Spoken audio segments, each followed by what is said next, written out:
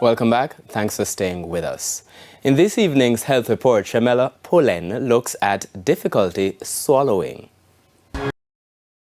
When you swallow, many muscles and nerves work together to move food or drink from your mouth to your stomach. If there's an issue with how these parts work, swallowing may feel uncomfortable or slow. So issues related to swallowing include pain on swallowing, which we call odynophagia, and also there's dysphagia, which is where a person has a subjective awareness that swallowing is actually quite difficult.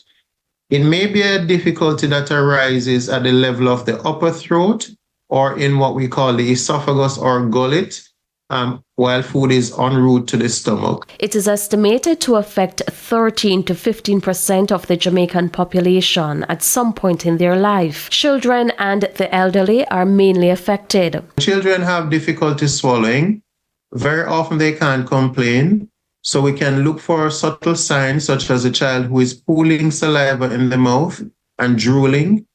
And this may actually be very common in these kids that they have swallowed a foreign body. And coins are very common foreign bodies that they swallow.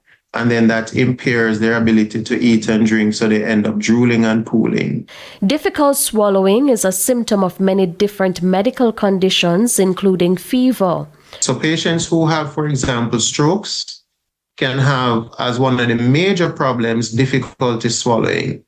Patients who have Parkinson's disease can also have that as well, and even Alzheimer's can affect swallowing. So what happens in these patients is because the nerve supply is damaged and the coordination is impaired, not only do they have problems swallowing, but they may also have choking issues every time they try to swallow, where the food literally goes into the wrong passage and can lead to lung infections. Early detection is critical. You need to get early treatment and management to prevent some of the complications.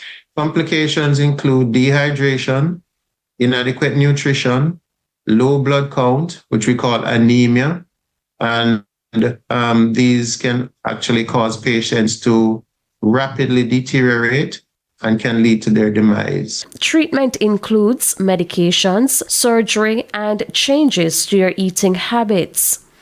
With your health report, I'm Shamela Pullen, wishing you good health.